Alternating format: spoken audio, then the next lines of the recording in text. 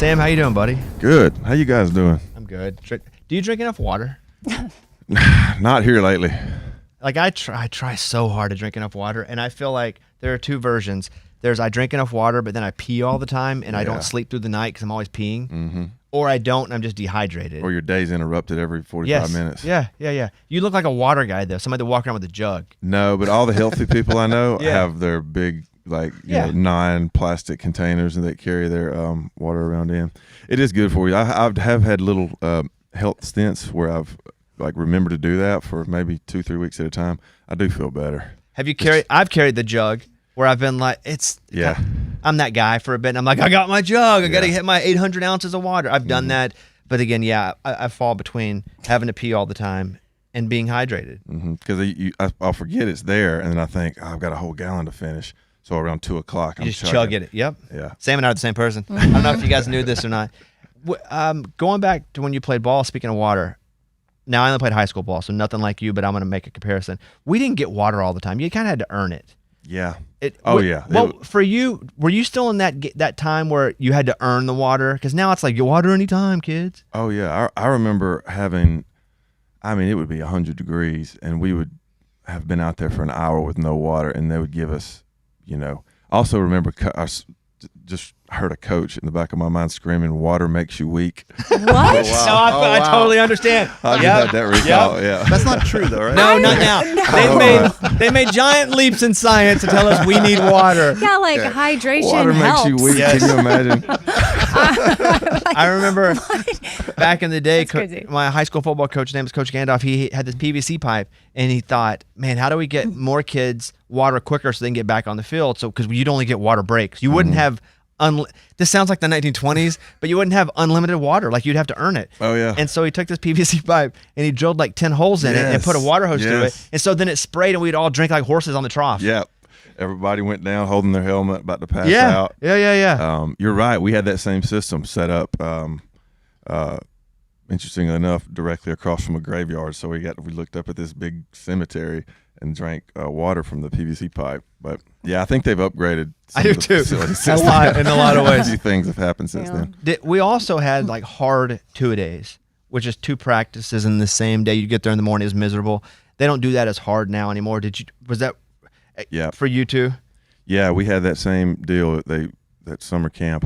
I'm trying to remember. Definitely 2-a-days. There might have been days where we had 3 practices, but yeah, it was rough. I remember we had something called the county fair, which was this whole deal where we went from station to station for an hour. And it was literally it wasn't work. It wasn't. I was picturing. The county fair. No, yeah, they make it sound fun, but I it's thought you were caramel pivoting. apples. The worst thing. I thought you were pivoting to a totally different story. No, this was the sick nickname for this torture they put us through. But yeah, 90% of the team was threw up at some point in time during this process. So what was the worst conditioning? Gassers for us, where you have to run across the football field 4 times, not the length of it, that cross it. Yes, those were the worst. Yeah, that went all the way through. My entire football career, that was a go-to. Gassers. Yeah, when you I hadn't thought about that in a long time. In college, though, was it still hard, or did it lighten how difficult it was to just survive, and it was more on execution? I think in some ways it served me well. In some ways it was tough. I ended up with hard A coaches. All my coaches were old school, not player coaches. Not player coaches. From the time the whistle blows to the time the practice is over, it's just hoarse voices screaming at you and cussing at you. And they were good men and they meant well, but it was definitely, it was the old school, Bear Bryant, kind of approach. But in college, it definitely, they eased up a little bit, and it did become a lot more about the mental side of things, just making sure we understood the playbook, and obviously the playbook was a little more sophisticated in college, so they didn't absolutely kill us, but they had their moments. Do you miss playing ball? Yeah, I do occasionally. It's funny, I still have dreams about football, and think about, like in those dreams, I'll always be, it's the things I didn't quite get right that I wish I had done, or the games we lost that I wish we had won. Do you win it in the dream, or you're no, losing it always over and it's over? that you just fall a little bit short. And your dreams suck. That was a nightmare. Some sort of deep complex, I'm sure, from all that yelling back in the day. Do you have to find a way to kind of scratch the competitive itch, or did you just love football? Yeah, no, I think that's what I miss most about it. I still there's a pretty good basketball crew in town within the songwriter, between some songwriters and artists. Kane Brown's got a gym at his house, and they may have booted me out of the text thread because I hadn't gotten a text in a while. But so I'll still play basketball to kind of scratch that itch. Are you not worried about your Achilles? Everything I do, I sound like a Bryan Adams song. Everything I do, ooh, I worry about my Achilles popping all the time. Yeah, that seems like have you had close call with that, or just seen other? I've just seen people? Everybody, not only pro athletes, but like buddies, pop their Achilles and they're done. It seems like the worst possible thing that can happen. I worry about that. I have throttled down over the years to going at about 65-70%, but the age range is so broad that you get that like 22-year-old kid who comes in and wants to just like go hard, extra hard, and you have to fight to keep your competitive spirit from getting flared up and pushing your body to the point of redlining and starting to risk things like Achilles and knees. I would also think that someone wants to show Sam Hunt. I'll do finger quotes like the Sam Hunt. Like I can go tell my friends I just scored on Sam Hunt. Like you have to feel that a little bit too. There have been times when I can sense this person who I'm playing against here is like specifically trying to he's trying to get one over on me. Hey Raymundo, did you move to your house in the country because of Sam Hunt's song Country House? Probably that one. What's up, Ray? Yeah, what's up, dude? Oh boy. And then Ken Folks, I think a lot of his songs kind of go more towards the country type of people, but country house, and I got a country house now, so I got the dream. Yeah. Nice. Yeah, that theme has entered my music in the last few years. But I think it's culturally too. Like, I don't know, just looking on social media, a lot of people, maybe it was the pandemic, but a lot of people turned in that direction. I feel like, there was like when I came to Nashville, and I think several years after, all the small town kids who grew up in those rural environments, they wanted to move to the city where all the action was. And then, somewhere in the last few years, it seems like there's a little bit of an exodus now. Maybe it's just my generation because we've gotten a little older, but a lot of folks are getting back out in the country, having kids and doing the whole thing. When you have a song like Country House, and this song specifically, are you in a room and you want to write and you have an idea about that? How did this song come up? This one was a lot of songs will start with titles. This one was a title that my my writing partner and buddy Josh Osborne had, and he actually may have had something started on. I think he had the idea started, and he sent it to me. And I love the country house. I just love that phrase. Like if a title connects with me, I know right off the bat when I hear the words or see it written down, like, yeah, that should be a song. And also there's the English connotation, which I've had this like strange English phase in the last couple of years where I've kind of reconnected with, my roots way back. So, a country house over there is I think that's probably where the phrase comes from. Where are your roots? Because I found out I have a kingdom in Germany that my family's from. I got right? a genealogist. Yeah, I don't know. Everybody's dead in my family, or I didn't know them. My dad left. My mom died. Yeah. So I don't know anybody. And so I got a genealogist from Oklahoma State who went and tracked my hole, and she was like, wow. "You're King Bobby?" Something like that. Yeah. There's a guy named not Javier. That'd be Spanish. What was his name? It was a J. I don't know, but he lives in a kingdom. You've got royal blood. Kingdom is okay. That's what they called it. I believe it's more of like like we have counties here. That's a hater, Sam. No. I'd like to introduce you to a hater in the room. Yes. So. Or a parish. Yes. Yeah.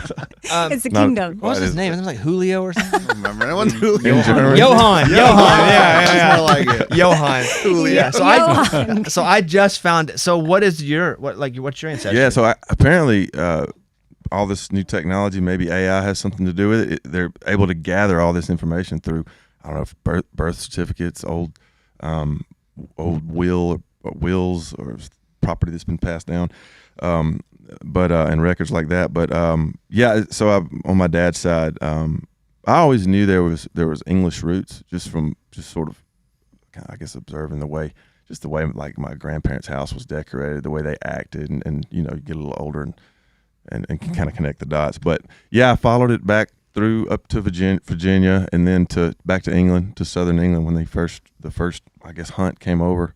That's as far back as I went.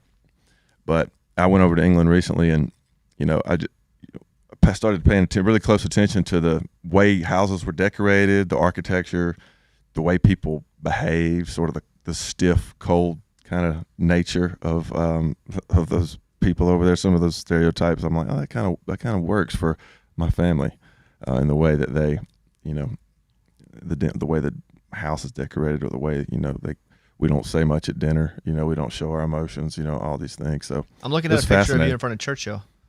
Oh, Winston Churchill statue. Yeah, that was. Is that your grandpa? Grandpa Winston? No, but he was obsessed with Winston Churchill. He had a room in his house dedicated to Winston Churchill. Your grandpa?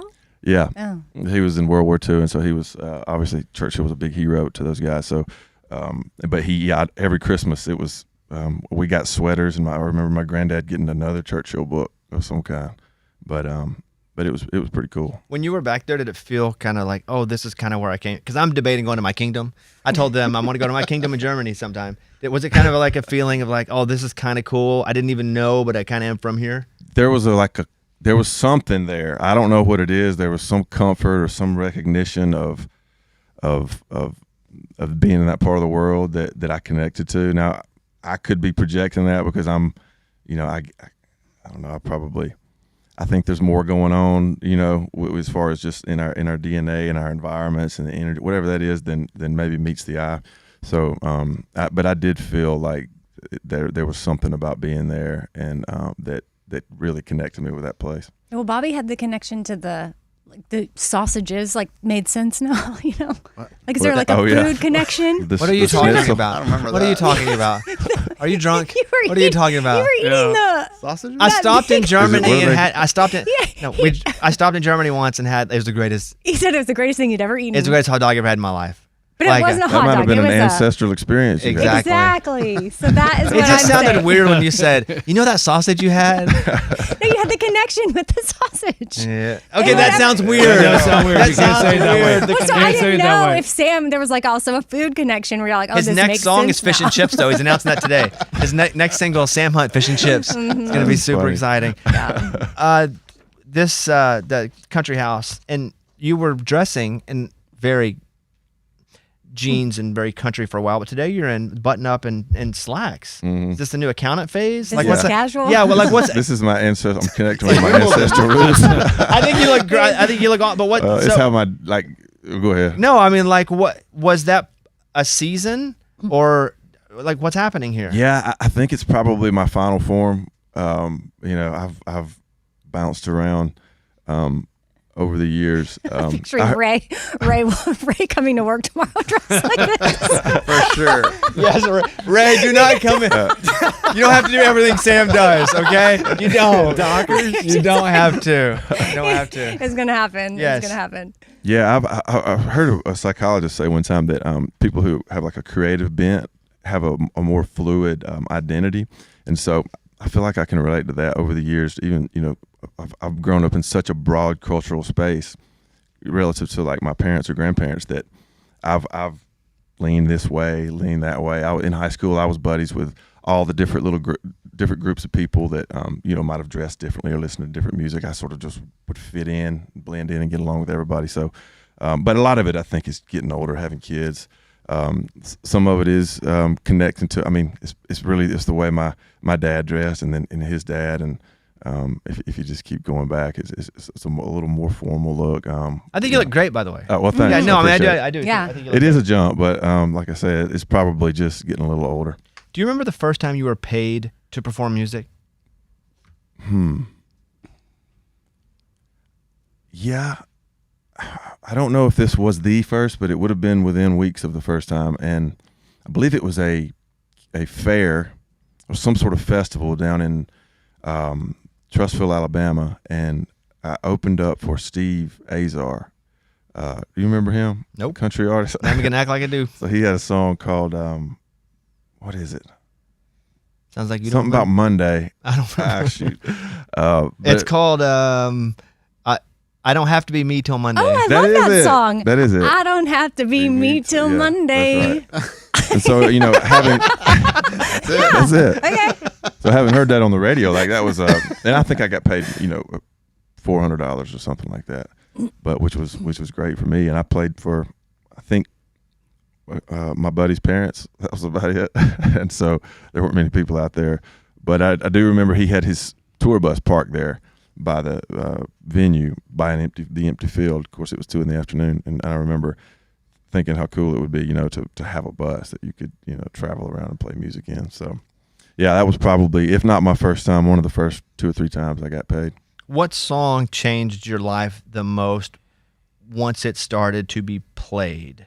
Money or people caring or just general lifestyle?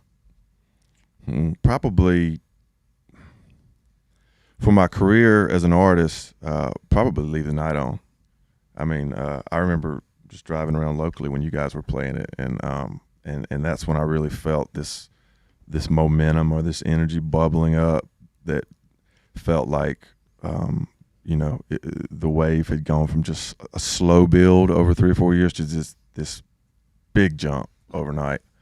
So yeah, probably that, I don't know, 3 or 4 month span right there when that song first came out. Did you ever hit a point where you felt like, I don't have to prove anything anymore, either because you found it in yourself or just because you had actually proven it? I think I toggle back and forth between having a piece and feeling like I don't have to prove anything, and then maybe in my weaker moments feeling like I haven't done enough. I could have done this better or that better, and I don't want to rest on my laurels, so to speak. So I go back and forth. But generally speaking, I probably, my default is to not feel too much pressure to prove anything. Do you feel the more fame that you've gotten, the more success you've gotten, the more you kind of don't want to be in the eye because you have kids and the kids are getting older? A little bit. Yeah, I just don't know how. It sort of feels like a unique experiment. I mean, how many kids kind of experience that as children, to be on the fringe of some sort of public, experience. And I just don't know how that affects a kid, and so it is intimidating.